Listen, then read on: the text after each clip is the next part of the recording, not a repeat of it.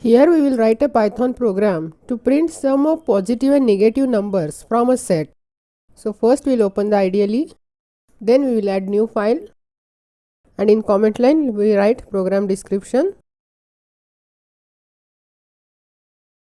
First we will define empty set, so set1 equal to set.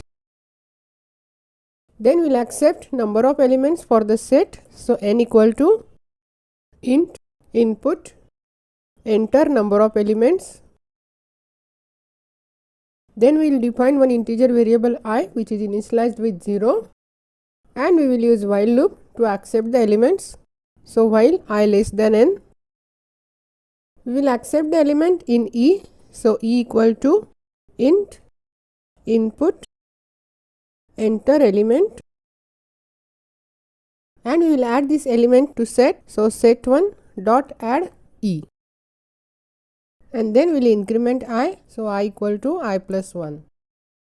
So first we will print the original set elements, so print original set, and we will use print, so print set1. Then we will check positive and negative number from the set. Then we will define two variables for storing positive and negative number sum which are initialized with 0. So p sum equal to 0 and n sum equal to 0. Here we will use for loop for checking the elements. So for val in set1,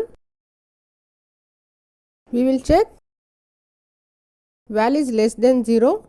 If it is true, we will add it in n sum. So n sum equal to n sum plus val. Else we will add it in p sum. So p sum equal to p sum plus val. Then we will print this positive number sum and negative number sum. So print sum of positive numbers as p sum and sum of negative numbers